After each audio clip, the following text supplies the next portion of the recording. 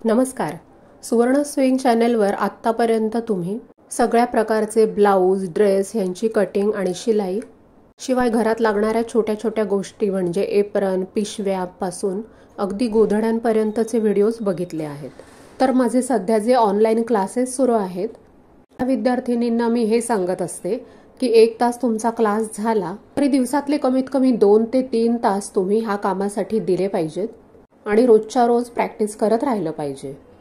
तर त्यातल्या एक ज्या आहेत की मी पूर्णवेळ गृहिणी आहे, तरीसुद्धा मला क्लासमध्ये जे शिकवलं जातं त्याची प्रॅक्टिस करायला वेगवेगळ्या मापाचे डायग्राम असतात ते काढून बघायला वेळ पुरत नाही.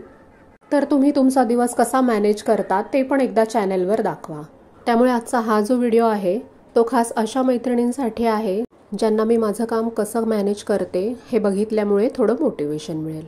घरातलं एकूण एक काम आवरायला मला साधारण 12 तरी वाजतात आणि त्यानंतर सगळ्यात आधी मला ह्या साड्या फॉल लावायला द्यायच्यात. त्यांच्यामध्ये मी त्याप्रमाणे धागे लावून ठेवते. आजकाल साड्यांचे काठ खूप रुंद येतात, त्यामुळे साडीचा कलर वेगळा असला तरी फॉल जर काठामध्येच संपत असेल तर त्याच कलरचा धागा द्यावा लागतो. मी साड्यांना दोन्ही साईडला तर पिको करते, पण फॉल लावताना खालच्या बाजूने पिको न करता साध्या शिलाईने सरळच जोडून टाकते. कारण पिको करून फॉल जोडला तर तो भाग खूप कडक होतो बॉर्डरमुळे आणि मग निऱ्या वगैरे व्यवस्थित बसत नाहीत.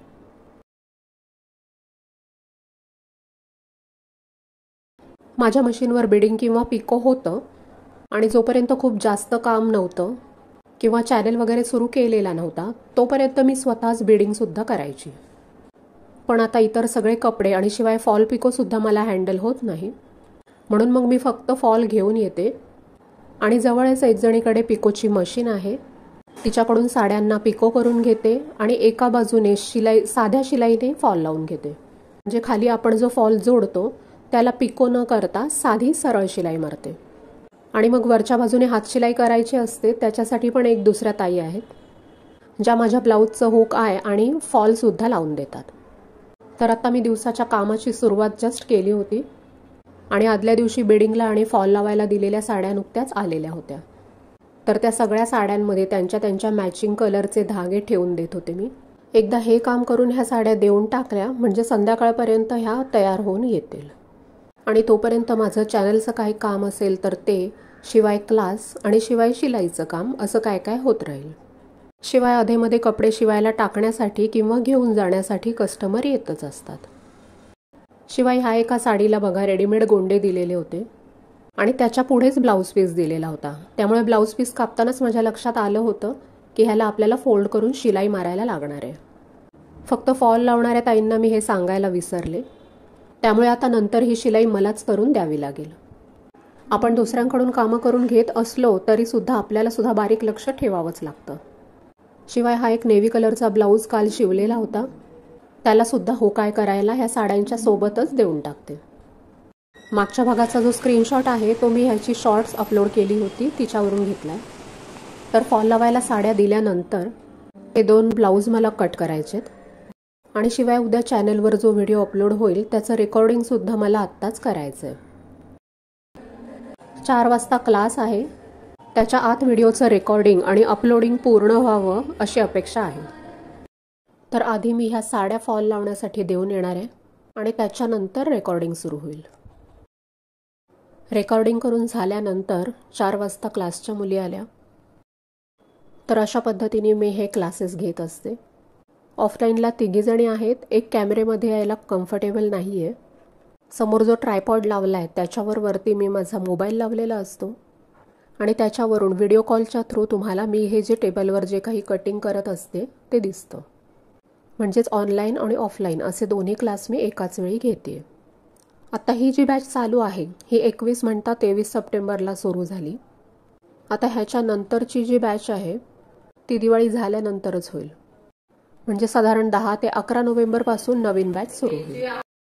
तुम्ही जर ऑनलाईन क्लास करण्यासाठी इंटरेस्टेड असाल तर स्क्रीनवर दिलेल्या नंबरवर एक व्हॉट्सअप मेसेज करा. पुढची बॅच कधी आहे, फी काय असेल हे सगळं तुम्हाला मेसेजवर सांगितलं जाईल. तसंच मुंबईला अंधेरी किंवा आसपास राहत असाल तर ऑफलाईनसुद्धा क्लास करू शकता. क्लास 4 ते 5 म्हटला तरी 5:30 पर्यंत तरी वेळ होतोच. मग त्याच्यानंतर मी मगाशी जे 2 ब्लाऊज कापायला ठेवले होते त्यांचं कटिंग करून ठेवलं.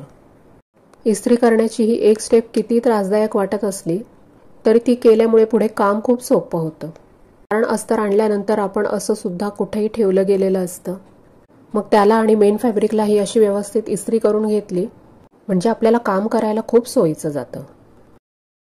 दोन्ही ब्लाऊज एकाच कस्टमरचे आहेत, त्याच्यामुळे दोन्ही अस्तर एकमेकावर ठेवूनच मी कटिंग करणार आहे.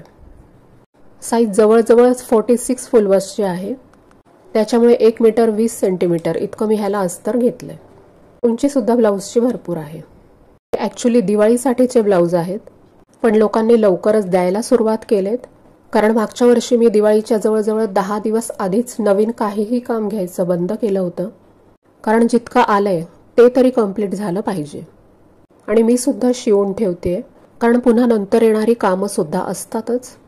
शिवाय आपली घरातली दिवाळीची कामंसुद्धा थोडीफार असतात, खरेदी असते.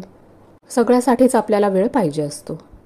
हे माझं रेग्युलर कस्टमर आहे आणि सगळ्या रेग्युलर कस्टमर्सचे पेपर कटिंग्स मी ह्या कॅरी बॅगमध्ये असे भरून ठेवलेले असतात.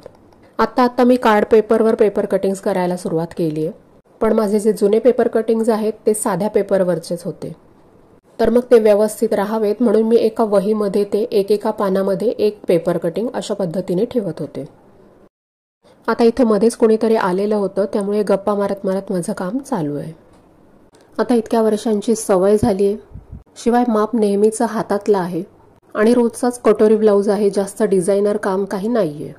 त्यामुळे थोडंफार कोणाशी बोलत काम केलं तरी चालू शकतं. मी मागच्या भागाचे पेपर कटिंग करून ठेवत नाही. पेपर कटिंग फक्त जो कटोरीचा समोरचा भाग असतो म्हणजे कटोरी, बाजूचा भाग आणि योकपट्टी या 3च पार्टचं पेपर कटिंग करून ठेवते. आणि त्या पेपर कटिंगवरती मी सगळी मापं लिहिलेली असतात आणि मग त्यानुसार मागचा भाग डायरेक्ट कपड्यावर कटिंग करायचा. कारण खूप वेगवेगळ्या प्रकारची मापं असतात.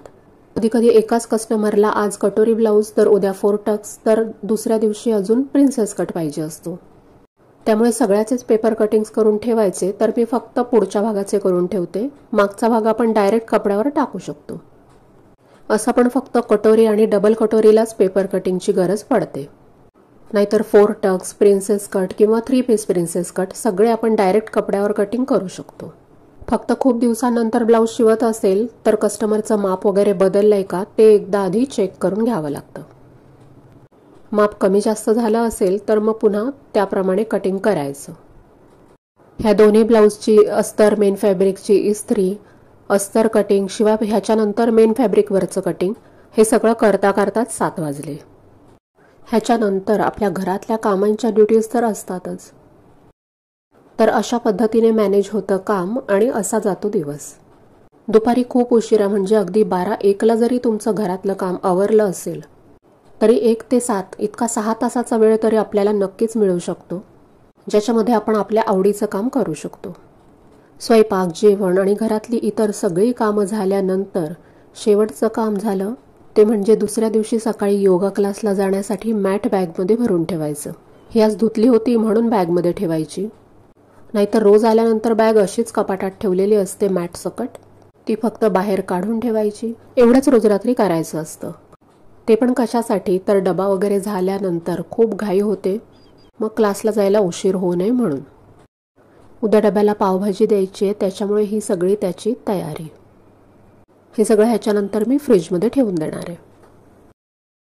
क्लासला घेऊन जाण्यासाठी पाण्याची बॉटल, ती सुद्धा भरून ठेवायची. सकाळचा वेळ जेवढा वाचवता येईल तो रात्रीच वाचवायचा. कारण चुकून जर उठायला उशीर झाला तर एकच गोष्ट चुकेल, ती म्हणजे योगा क्लास.